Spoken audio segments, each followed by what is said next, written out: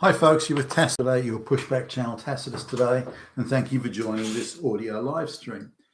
In this essay, I'd like to talk about something that I see on and off around the place. And I recently caught up with a guy who I used to work with. I used to be his boss years ago, and listening to some of the things he was saying and adding that together with the stuff that I and my colleagues in this business have seen and discussed, I thought it was enough to make a video. The effective upshot is this: that straight white males are being, certainly discriminated against quite actively and openly. Jobs are brazenly advertised for anyone other than a straight white male, and whilst that's meant to be illegal, in fact, it breaks many laws, including human rights legislation. For some strange reason, none of these human rights groups or the NGOs that are in a lather about human rights, none of them seem to be concerned about it. Nor, by the way, are our elected representatives. Now, if there's supposed discrimination against, the classic proverbial black lesbian, the politicians are up in arms, demanding action. Justice must be done. Nazis have to be stopped. But when it's against white people, nobody cares. Now, this is, again, the law is the law. If you've broken the law, you've broken the law, and so should be anyone who's discriminated against. Is the government takes up the cudgels, takes up the cause. The Human Rights Commission to be ordered to go, hey, you go after that, and various regional governments and federal governments can take matters to court if they believe that the law has been broken, but for some reason the law has become completely ideological, and all straight white men are Nazis. So who wants to launch a legal case to help Nazis? I mean, really, maybe all these straight white men, every one of them is Hitler personally. Who wants to be out helping Hitler? I mean, hey, look, there you go. There's your answer.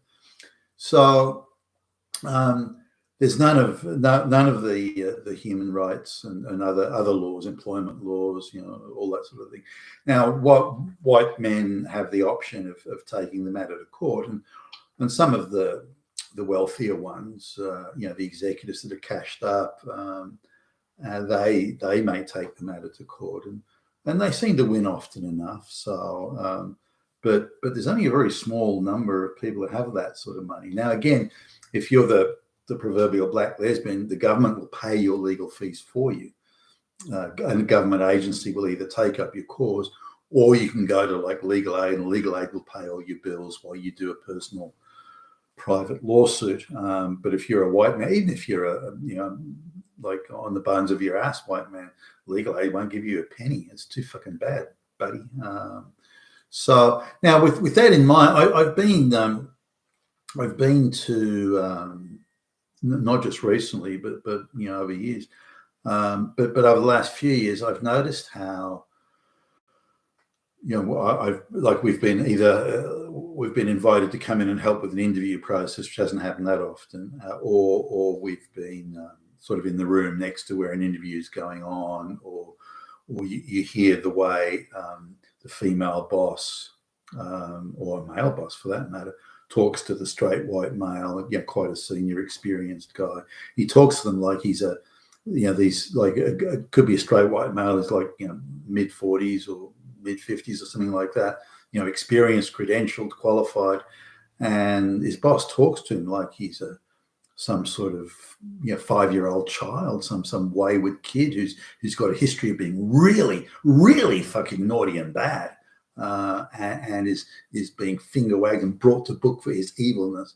Now you make sort of discreet inquiries and find that the guy hasn't committed any sort of corporate culture type crime or anything at all. He's got so why is he being spoken to as if he's a naughty wayward child? That doesn't is that just how things are now? Is it? Now, given the people that are doing it, you have to imagine, well, where did they get that example from? Why are they talking to him that way? I assume they've been spoken to that way. And I don't understand that. I've been, I was put in a supervisory role probably too young myself many years ago. And and I sort of look back with a little bit. I wince sometimes at some of the mistakes that I must have made, and maybe dumb things I did when I was a young guy. But I did very genuinely try to make good and improve myself, as in the quality of my supervision of staff, that sort of thing. So when I look at it today, though, I don't see that intention of being an effective, leader, manager, supervisor, whatever you want to call it. Now, when I'm doing an interview, this is assuming I'm hiring a fairly senior guy that would report directly to me. So I'm imagining that I'm like the EV, the executive vice president or a VP in a company of many hundreds of employees, that sort of thing. So now the view I take is that this guy's given his time to come in for free. I mean, he's not getting paid to be here. So he's giving his time free. I want to thank him for that. I want him to be comfortable and relaxed to talk to me. Would you like a coffee? Can I get you something? I'm a bit of a stickler for good coffee, so I always make sure there's good coffee around, and there's a coffee machine, and I get good quality beans, that sort of thing.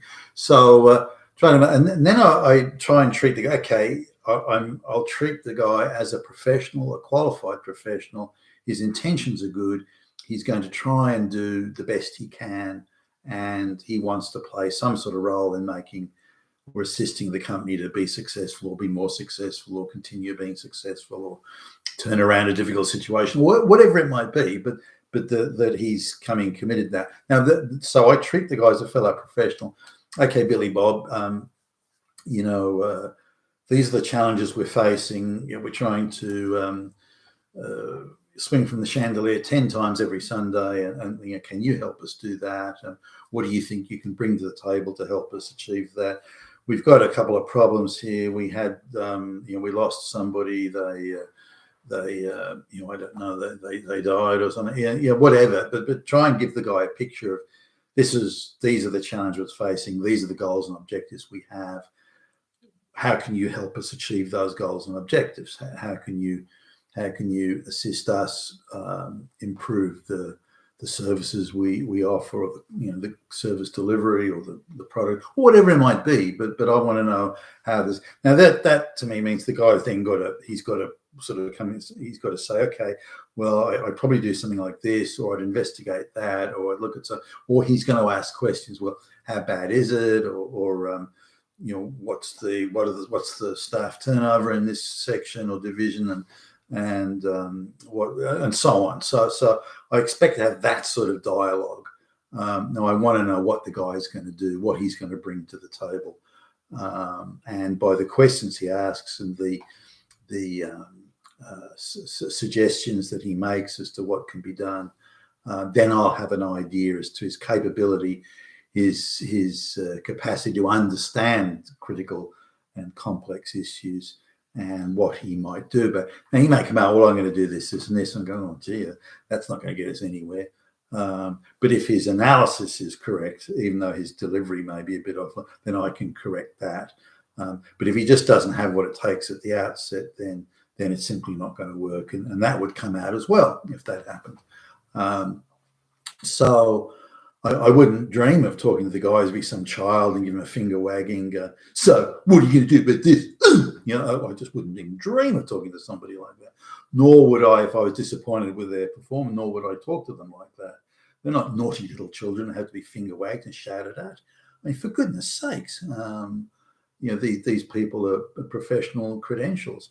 Now, for something, I may not like the attitude, or I may not, there may be things about them that put me off, but it's not going to help if I start shouting and finger wagging them and talking to them again as if they're wayward children. So I wouldn't dream of that. That will achieve nothing. It'll only create resentment. Maybe if I start shouting at the guy, he'll blush and give me puppy dog eyes, and I'm going to think, gee, I'm so really big and tough now. Whoa. But it's that, again, that achieves nothing. It means he's going to be extra cautious around me. He's not going to be candid and open with me, and he's going to, whether secretly or overtly at some point, he's going to avoid um, he's just not going to be happy interacting with me if I talk to him that way and deal with him that way. Now, if he's been guilty of some monumental fuck up, maybe then that would be a time. But even at that time, I'd rather sit the guy quietly down to see if he understands what he fucked up, how it got fucked up, and how to avoid fucking it up next time, and indeed how to correct and remedy the fallout from the fuck up. So I'd want to have that conversation and say, okay, well, you've understood it all, you know what needs to be done, and off you go and fix it. Now there are people that maybe don't make the cut, sort of, but I think they're close. I think they've got what it takes to do it. They're just not quite getting there. So in those situations, then I would expect sort of, no, when you let me know what you're doing, now when you've done that, come back to me. Now that is a little bit like treating someone as if they're like a trainee or something like that. But they've got to have fucked up quite a lot and continuously before I'll do that. And the purpose of keeping them close is to try and impart whatever knowledge that I think I can impart that may be useful to them so they do a better job next time. Having said that, that's my view. That's my sort of take on things. But I've come across now so many instances of the way bosses, some of them straight white males, but the way the boss talks to an underling. And again, we're not talking somebody fresh out of primary school or fresh out of high school or even fresh out of college, or somebody that's got a difficult attitude. You tell them do something and they go, yeah, fuck you, boss. It's nothing like that. These aren't people who are difficult to manage. These are not people who are refusing direction or refusing instruction. They're not being hard to get on with. There just seems to be this odd need to talk to people that way, to talk in that voice of an adult to a child, and adult, a scolding voice, adult scolding the naughty child. And I don't understand why anybody would want to do that. And the warnings and the threats, you do this and you're out, you do that and we'll get you, you do that and you're fucked, and this sort of thing. I wouldn't dream of talking to somebody that way. If they've got as far as they've got, then they understand that. They know what following instructions is like. And it's as if they're, some of the attitudes that I've seen, and as I'm sort of walking around, really, is, I came across somebody who specialised in hiring ex-cons from a prison to work shit jobs in some warehouse or a factory or something. It was out in the boonies. And she was this angry lesbian, sort of really butch dyke sort of thing. And she just had this way of talking to people, which is she was talking to someone who's just come out of prison, who is a mass murderer on parole or something like that. And that was just her method of talking to people. She could not talk to people that way. And so if she was talking to somebody who wasn't an ex-con, who wasn't out of prison, and who may be, a credentialed, sophisticated, but she couldn't talk to them any differently.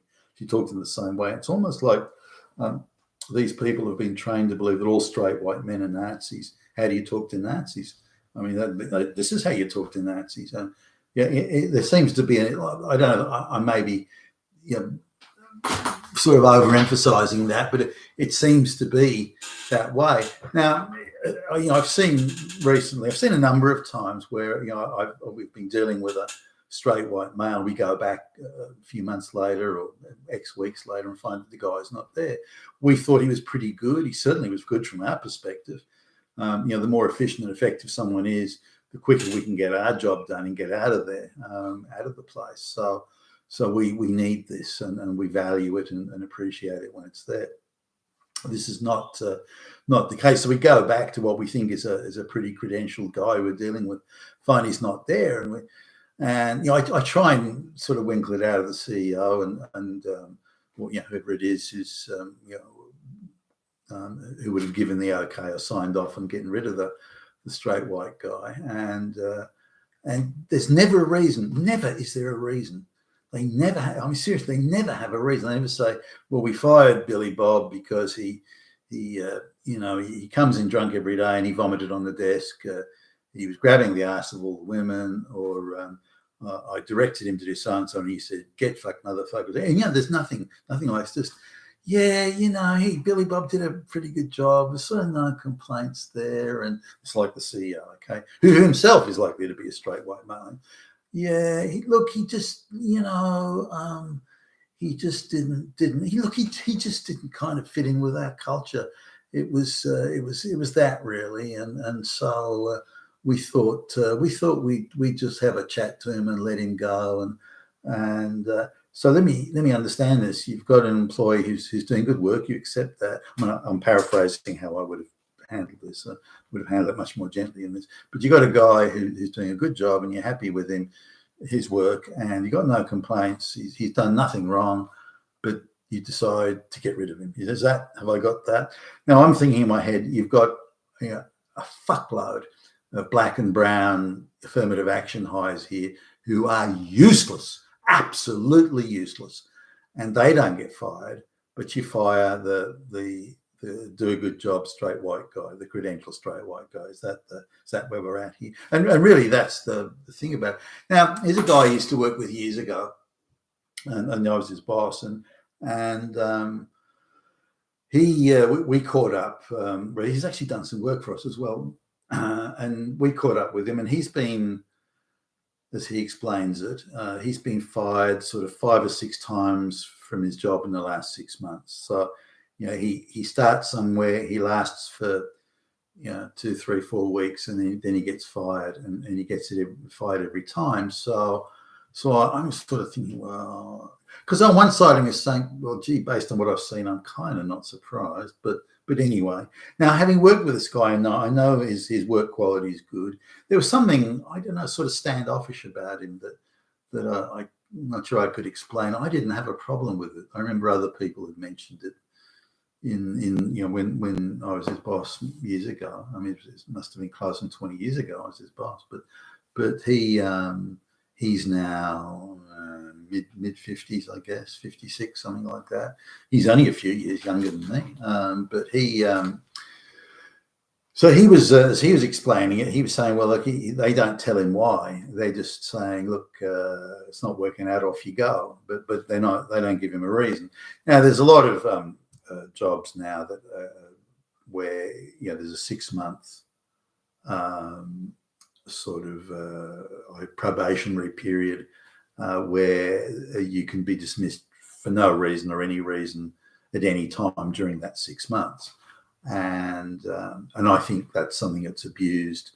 Jobs that really only are meant for 3 months, and they're meant to pay people more if it's a short-term gig. They'll say it's a full-time gig, but then get rid of people as soon as they've completed a particular task or project or something like that. And they don't have to give a reason, or they'll invent one. It doesn't really matter. But there's very little comeback the employees got under those sort of circumstances. Nonetheless, coming back to, so I was asking about it. He said, oh, no, I don't know. I haven't done anything, and I don't know. They don't tell me why, so they're just deciding to get rid of this straight white guy. Now, I know some of these firms, they're ones that are constantly skiting about how many black lesbians they've hired and this sort of thing, and so they're carrying a lot of dead weight in affirmative action hires. So, and yet they're seemingly going out of their way to fire a very capable and credentialed straight white guy. And again, I've worked with him. I know the quality of his work. It's good. He was very reliable.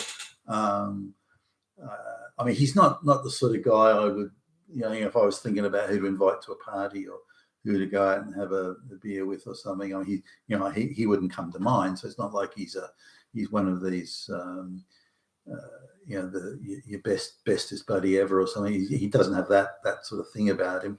And I was wondering maybe that could be an element there, or could that be a factor? I can't believe it would be, but anyway, this is something that's going on. I think we need to recognise that it's almost warfare against straight white males in some quarters, if not directly, certainly indirectly.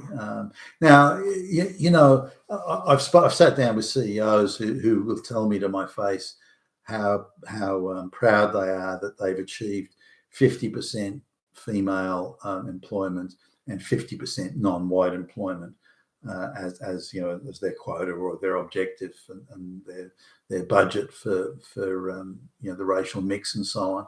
And then the guy will look at me still straight white male, look at me still straight in the face saying, we only hire on merit. Now you want to break out laughing or you want to say, you fucking idiot moron. You've got massive affirmative action programs, and then you're trying to say you only hire on merit. You are a fucking idiot. Now I don't say that, of course. That's hardly going to get me what I want or help my situation. So I don't say. I just nod and go, oh wow, okay, yeah. But this is what's happening out there, and so I don't know if it's possible. Do people even know how to do sort of executive interviews anymore? Do they even know how to treat credentialed, well-qualified people? Do they even understand? Do they even have an inclination, or are they treated in such a way that they're incapable of treating people reasonably and professionally? And again, it's so different from how I approach it that I'm thinking, well, maybe I'm the one who's crazy. I don't think so, but there seems to be no even inclination to be able to engage in what I would see professional management and handling of people that report to you. So and I just wouldn't dream of talking to people that way, treating them that way, using that tone of voice, that snotty childlike condescension. It's like a child telling off a child sort of thing. I remember this friend of mine had a sister. She was a few years younger than we were, and she had this terrible sort of snotty tone on her voice that and she'd start stamping her foot and demanding that you did this or did that. That's how these women in the workforce sound and how they behave these days. And when they talk to, they can't talk to someone as a colleague in a workplace who is trying to do their job. They can't even seem to contemplate a scenario. Now, what I do notice though is ideological virtue signaling, like all girls together congratulating each other and how virtuous they are. Not talking about work, but pretending to be very important and very serious. That sort of girls playing house, that sort of thing. You see that, but I don't see the professional behaviour. And we've said it. We get treated that way as well. We get the teenage HR operative who's trying to read the riot act to us when we've got no idea why. Have we done something wrong? Have we done something to justify that imperious tone and the hectoring and the finger wagging? Well, no. It's just how they do it and how they've, I assume, been trained to do it. But I think they do that in anything outside of their little virtue signaling bubble is that they go straight into I'm dealing with Nazis mode. And but you can imagine the effect on the entire business sector when you've got that sort of piss poor quality of management and people management, the wasted resources, the wasted time, these sorts of things. But whereas they've got no problem, no hesitation at all in firing the straight white male, they would rather leap off a tall building than fire the black lesbian, and we're in a lot of trouble because of it. You've been fantastic today at your Pushback channel. Thank you for listening.